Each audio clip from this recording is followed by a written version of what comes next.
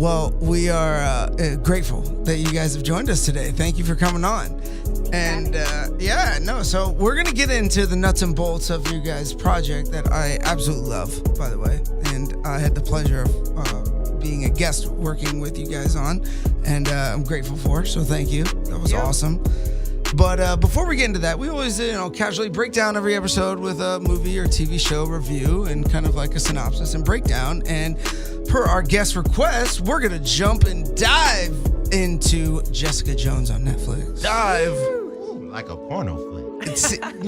I don't know if you guys noticed the hesitation in my voice, but I almost made an inappropriate joke and I withheld myself. And then Carl just comes right in behind me. Steamrolls that right at. There's no appropriateness here. That's fine. We are skid bags. We are the line. Well, Sarah and Melissa, it was y'all's choice to, break down Jessica. What do you? I know there's a lot of similarities between y'all's project and Jessica, and that's kind of why we wanted to break this down. But before we get into that, I want to hear y'all's thoughts of the show in general, of Jessica Jones, and maybe like what you guys would do if you were in the driver's seat. Before they get started, I have never once seen an episode of Jessica Jones. I don't know what's going on. I know who she is. I know the actress. I'm a huge fan of the actress. I always liked the film. I loved how she Jessica Ritter.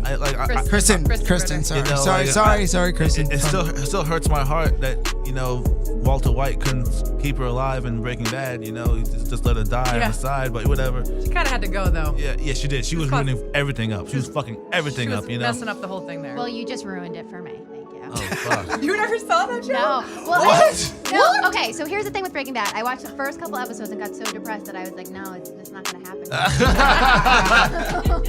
Aaron Paul, I just discovered Aaron Paul in that, and I was in love.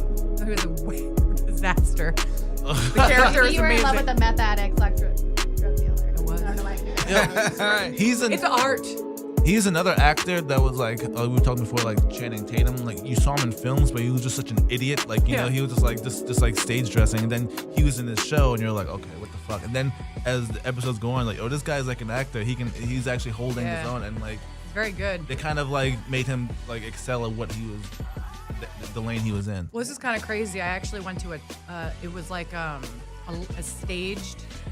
live stage performance of Star Wars. Oh, that sounds amazing. That was private. It was at the Ace Hotel, I believe it was. And it was through Film Independent, and there was no cameras, no photos, no. She's like no proof that this exists other than like online. But he was one of the people. I mean, it was crazy that all these like Jessica Alba was there. Acting in Star Wars. Yeah, so they were sitting in a line. And they were acting out like the script of Star Wars, and Chewbacca, Rainn Wilson was Chewbacca. Yes. Yeah, I mean, it was, and I hadn't seen it yet. I hadn't seen Star Wars yet, so I'm laughing because to my friend, I'm like, is this real? Because I was like, this is funny. It's like, but it's like cheeky, and he was laughing at my reaction to watching it because he was like, you're just so ridiculous with how you're acting to this, because it was like 70s. I was like, this is like 70s. Yeah, and it's like, it did get created in the 70s. Well, exactly. So, but I was highly amused by this. Wait, so what part did Aaron Paul play? I think I don't remember. I know. It was a couple of years ago. Fucking like Luke Skywalker. Who was it? Shit. But the good part. Mark Solo? was there. He was Han Solo. Yes. Yeah. Yes, exactly. He was Han Solo. He was Han Solo. Yeah. Wait, so who played Luke Skywalker? Luke Skywalker. Shut the He hell up. was there. Yeah, he was there. Mark Hamill was there? Yeah, he was. Yeah. So real talk, we know Mark Hamill. Mark Hamill is one of the nicest, most awesome human beings on the face of the planet. You can listen to one of our previous episodes where Dominic Burns, a producer from London, worked with Mark Hamill on a movie. And Mark was on set, and on the same, studio lot, somebody was having their retirement party, and they just had open heart surgery, and it was all Star Wars themed retirement party. So they were doing like a video blog like you do at a wedding, like, oh, hey, happy congratulations, bride and groom. But they were doing it for like his success in life and retiring from this business, all dressed up in Star Wars. And Dom was like, long story short, he was like, hey, we should go to Mark's trailer and see if he'll record a video message, because how funny would that be if like he's watching it later and he's like all his friends and then like fucking actual Mark Hamill while everyone's in Star Wars. That's epic. And Mark was like, he's like, yeah, okay, let's go ask him to do this video message. And Mark Hamill is so badass that he just was like, oh, you want me to do a video? No, let's just go down there. And he like got in his getup and just fucking went to this dude's Star Wars party in like Derby, London, some like fucking no-name town or shithole London. Sorry for all you Brits out there, but yeah. I'm just relaying what I've heard from others. I've never been. You heard that from Trump? Thought it was a shithole place. No, he didn't. No, nobody I know. I don't know. I misread it as fake news. Whatever. Anyways, it doesn't matter. Point being is Mark Hamill is a fucking gentleman and a scholar. So that I love. And then a scholar.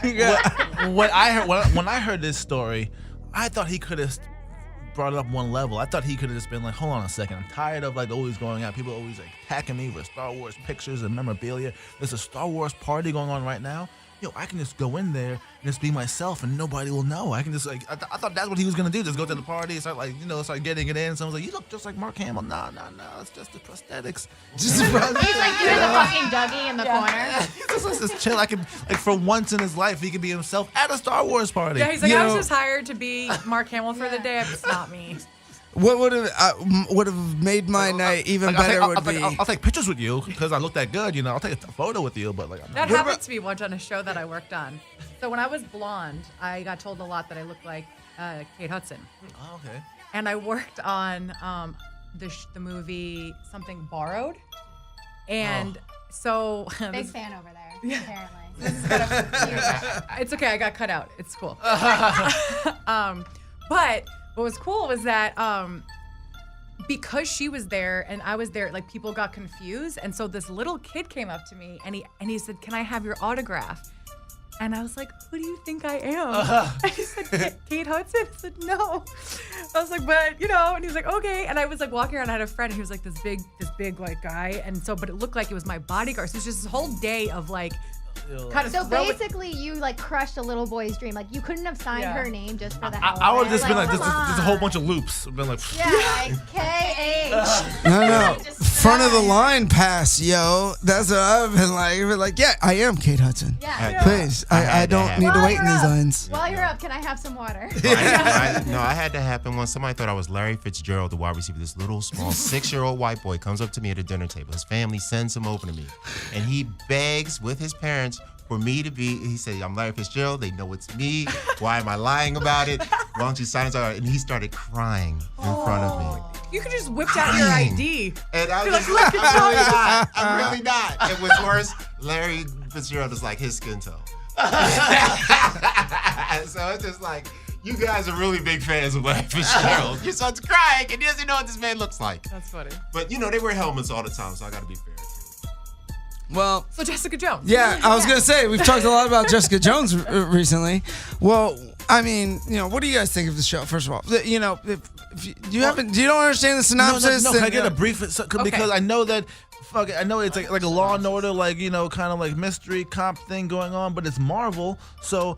Can I get at least a list of her superpowers? Yeah. Hold on. Pause before you get this. Ladies and gentlemen, I would like the record to state that I told my co-host fucking Neil here about breaking down Jessica Jones 5 days ago. So, 2 days ago. You said it was Jessica Jones. Whatever. I'm Cuban. I over-exaggerate.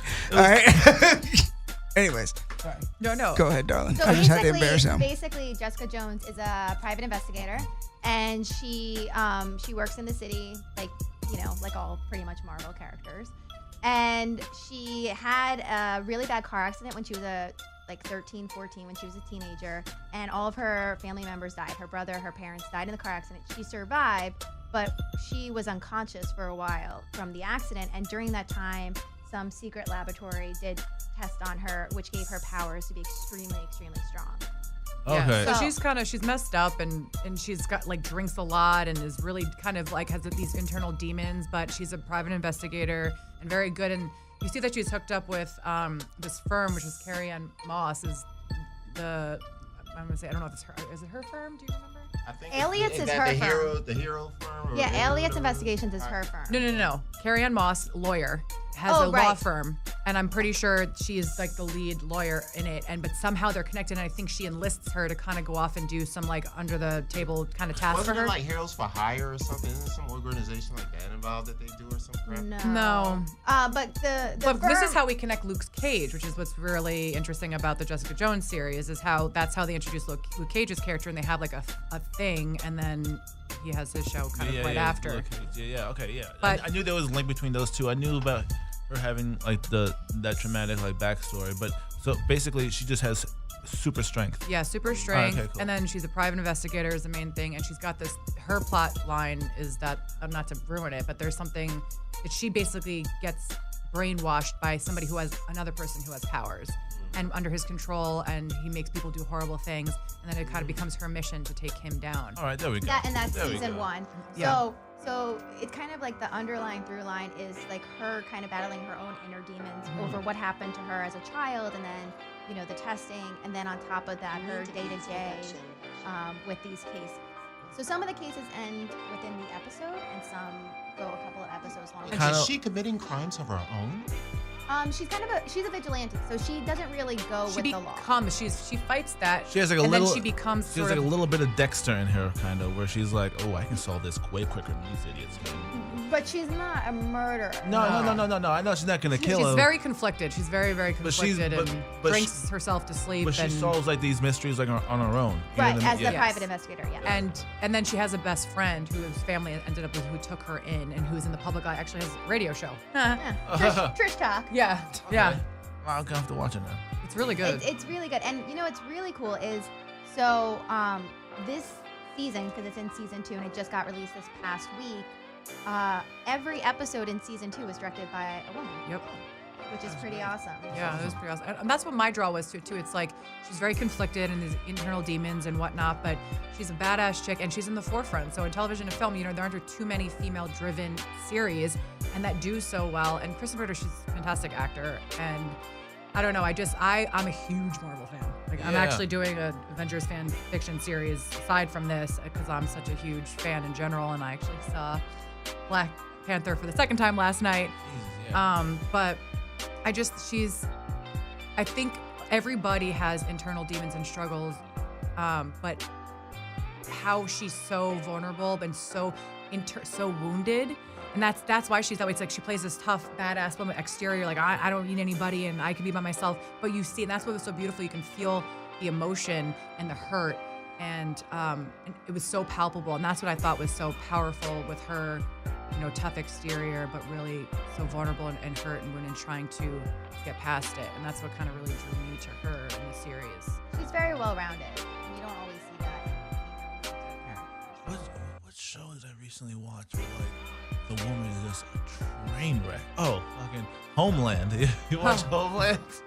Homeland. Claire Danes. Yeah, Claire Danes is a train wreck. But What she is takes it care of on though? business. Like, is this like season 7 This of season like fucking 12. Home? Right. That's the They're thing in. though. Like, how long can you? Wouldn't you be a fucking wreck after Oh. chasing terrorists for 12 years? Like, Jesus Christ! She was a wreck from season 1. Like I was like, oh shit. Actually, I That's never how I watched feel that show. about Beverly Hills 90210, the original, with Kelly, because it was like everything that could Nice bad reference there. happen could happen. Like she was raped, she was like in a fire. Wait! She was Yeah. raped in Yeah. the 90s? What the Well, fuck? they used to handle big issues on this show. They Yeah. handled it. No, like she was into drugs. Like she, like literally everything bad happened to her. Like her character, like was Yeah. just like the shit show And then you had like Tori Spelling's character who was like a little virgin. And with like, the big ass cross always.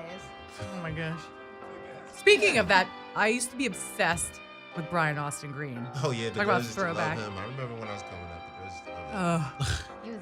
He was good. So hot. The best. I know, I love these. I think that's why I like Channing Tatum so much. Like all these dancers, I'm like, oh, He's like, dancing. dance for me, and I'm like, I'll tell you damn if I'm In the attracted school, to anyway. you. He was True. the man. He was the man. I say that about Justin Timberlake. Like I was like, homeboy wouldn't be so hot if he couldn't dance and sing the way he does. Because I've seen him in real life. I'm like, yeah, you're right. But as soon as he starts like dancing and singing, He's like, and I'm like, oh, when they can move like that, you just know they he's got like, some hey, moves in the how you bedroom. doing this afternoon? Fellas, take notes. All you youngsters out there, if you're thinking about giving shit to your fellow man for taking musical theater classes, just remind yourself that you'll be rolling around in the hot muddy sun with a bunch of other dudes while your friend you're making fun of is going to be the only straight guy with 19 girls in leotards. So go ahead and enjoy your summers. However, we should clarify there's a difference between like the Music Man and like the Step Up and Step Up or something and like hot, sexy hip hop. And there's there's a little bit of a difference between Shuffleball Chain. Very true. Very true. However, there are some phenomenal tap dancers out there and that I follow on Instagram, and they're also very attractive when you watch them. Well, Sarah's an actual dancer. Yeah, You are? I am I've been not. dancing for So you're- 25 years. All right, so my aunt owns a dance studio. I grew up in a dance studio. Oh, That's really? why I brought all this up. Yeah, because I was classically trained in ballet, trap, jazz, modern, and lyrical. Nice. So, but I did hip hop in the same streets as Channing did, yo. We grew up on the block of North Tampa, where it's Suburbia 101. Anyways, so I bring it up because the fact of entertaining people, and yes, there is a drastic difference between the quality of like set ball change and musical theater stuff, and then like professional dancing and putting on a show, because I think what they did was put on a show for the film, and all their stuff was choreographed and related to that. But he was a stripper out of high school. Well, and there was. So was I, by the way. Fuck you guys. Such high morals in Tampa. A lot of dance styles. Yeah, we have very high standards. Yeah, I mean, a lot of dance styles you have. I grew up in musical theater. I grew up competing in the dance world. And there's a very, sometimes when people think of dance, they think of ballets or they think of the Broadway. And Broadway's, I love Broadway. Well, talent is attractive in general. Let me clarify that, boys out there. In Right, general, right. honestly, Always. I'm very, hence why, one of the reasons why I'm an actor, I was a hard ass. Like, I played soccer, and I was like, fuck me, fuck you. Like, nothing landed on me. But, like, I would go to, I remember I went to see my first Broadway show. I think it was one of my first, and it was, Cats. no. That's I did everyone's see first Grease. Broadway show. And Tommy, no, I saw, Grease is a good one. That's a classic. Tommy and the Tech, it was crazy. No, it wasn't my first, because that was really young when I saw it. But the one that actually moved me, made me realize I wanted to be an actor, is when I saw Leah Michelle in Spring Awakening. I was moved to tears. Like, talent really affects me and moves me. So whether you can sing, dance, whichever capacity, it's hard to cut you off. It's like, to me, very attractive in general. Absolutely. Absolutely. And that's in every area. Yeah. Well, I get like that when I see somebody playing really good basketball. Like I get emotional. Damn, Like a game-winning shot, I literally feel the chill run through my body. Like as soon as it goes in, and it's like, oh, god damn! Even you if know it's how good, like, I even if it's like- played, Were you so- about to say, were you a basketball Yeah, player? basketball player. So Even if it's like against your team. Orgasmic. Yeah. It's orgasmic. Even if it's like against your team, Oh, you're yeah, like, it hurts the same way. It hurts the same way. Just going like through even like this might be off subject, but just like you're saying, like talent brings you in. Same thing with me as like a basketball fan, like Carl just said. Like my team could be up by 2, and the team I hate the most, they have the last second game-winning shot. I don't want them to win, but the moment this guy releases the shot in the air, a piece of me wants to see it go in. You know what I mean? Like a piece. The epic shot. Yeah. You want Totally. people to win. Yeah. I'm with you. I'm an athlete. Like I said, I'm an athlete. It's like, it's just something about it. It's just like, Well, it's the same thing with acting and Yeah. film. It's something you work on. You spend your 10,000 hours on it, getting to be a professional, putting your heart and soul, doing it for free through injuries, pain, and sickness and dedication, sleepless nights. I ain't slept in 10 years. yeah. You know what I mean? Seriously. So, once you realize other people do that, and you realize what it takes, and then you see it working out, and then you see them making up new things you never even thought of. It's like it's almost like watching a god in motion. No, it's true. You haven't slept in 10 years? Hell no, nope. And I ain't gonna sleep for Yo, I long. caught a fish this weekend. It was this big, guys.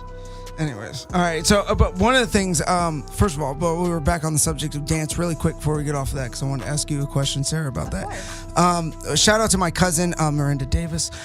She is an esteemed choreographer and has recently competed on So You Think You Can Dance as one of the starting choreographers. So she's awesome. And shout out to the Baker sisters, Nicole of which, who is the lead Rockette of the Rockettes for the past 7 years, the longest running head Rockette in all history. I'm gonna give a She's shout baller. out. Shout out to Dina Kapiskowski, There you aka go. Donna. She, my good friend, well, an old friend, I should say, used to be a Rockette for a few years back in New York City too. That's cool. You just brought that up. Yeah, there you go. I'm sure they know each other. It's Yeah. a small world. Yeah. Once It you is get a in the small thick of world. things. Yeah. So what I was going to ask you about dance related was kind of, I had a disagreement with Neil and Carl's perspective about dance. I think that you can apply those methods of thought and philosophies to acting, but I don't think you can apply it to dance. Like, I don't think you can. I think the amount of choreography and the amount of like training and prep that goes into. I disagree. If Neil's ever seen me dance, Neil's seen me dance for hours in places before. And I make up new dances on the spot, right there. It's like some So You Think You Can Dance. Nigga, I'm sliding across the floor, making 10-foot slides according. Motherfuckers just standing around watching in a circle. Okay? Carl, I love and you. I've done Two that shit things. for Hold on. years. Pause. So it's just Pause. like basketball Time. or any art you can Time. create on a freestyle or plan ahead. As long as you have the basics in the frame and you know what you're doing as a professional, you can not only do the basics and the coordinated things, but you can also create on that freestyle and make up something on the spot. And that's what makes it so exciting. Well, I do think there's two different kinds of talent, though. I think there's that natural innate talent. Like some people, that's saying like either you got it or you don't. Mm-hmm. But I do, like some people err on the side of you can't teach somebody to act or to dance or to sing. Oh, you can. You can teach anybody Some anything. people think you can't. They're like, no, either you're or to be talented. I guess I should say. But like I do think if you put 10,000 hours, if you work at it, like this is what you want. You may not be, Meryl Streep, Marlon Brando, but you will have worked so hard that there's no reason why you can't work. Yes, I believe talent is a lot of hard work. In the dance world, I think there's I agree with both of you, and I'll explain why. Because if you have technique and you work on that technique, sky's the limit. And I'll even go. I've been dancing for 20-something years, and I'll still take a beginner ballet class because there's always something you can learn. And when you're doing the basics, I'm still sweating. Like, and if you're not doing it right, because dance is every single muscle in your body. Yeah, you're not sweating when But you're done. what I will say is, so dance is two parts. Yes, once you have technique, you can freestyle, you can do whatever you want. But there's a very different part of dance that is also learning choreography and learning somebody else's vision and performance versus just freestyle. Like, can I go in a club and freestyle to a song? Absolutely. Like, but could you also go and do Swan Lake at Lincoln Center? Those are two very different skills. Well, I actually agree on that. Well, that's why I relate to acting and music and all that, because actors have to take somebody else's vision and make it true through their own personal technique and strains they have. So it's the same thing that you're talking about. But maybe somebody's a good funny guy, like when he's drunk with his friends, but he can't get on stage and be a stand-up comedian. See, but I think it's very, Absolutely. to me, I'm going to say I think it's two very different things. Like, you're going to, like, here's a routine. You learn the routine. You may not have the natural flow or whatever, or the, like, whatever you call that. I don't know, I'm not a dancer, but you know what I'm saying? Yeah. But, like, acting, you could do a scene 1,000 different ways. It's and unless you have somebody telling, I want you to do this exactly this way. Yeah. I mean, it's left to the actor's interpretation and then working with the director, and that's he's an asshole director. But people, you're talking about vision. A lot of people, and with the Pet Peeve Police, Sarah and I are EPs, creators, writers, lead actors. We had a very clear vision for what we wanted for the show, and we had to, relay that to our director, who we had to trust to bring it to life. And and they're not in our heads working on this for 3 years like we were. He was not. So there's only so much he can do unless we try to micromanage. And you don't want to do that. I wouldn't say micromanage. It's just about in the beginning stages, whenever you're collaborating on anything artistic, whether it be music, whether it be dance, whether it be acting or a show, you always want to make sure the creative heads are on the same page. Yeah. True. Because then you're like, okay, I trust that person's decision because we all have the same end game. Yeah. So it's not about once you're in production micromanaging, because at that point everybody should be a lost cause. Everything's the same page, and there might be slight disagreements on how to get to there, but that's when you kind of have little powwows and work it out. But going into it, yeah, for sure, everyone should be on the same page. That's good advice, kids. Listen to the ladies. Don't only use this in business, but use this in your relationships. Disregard all information from Carl. Ladies and gentlemen.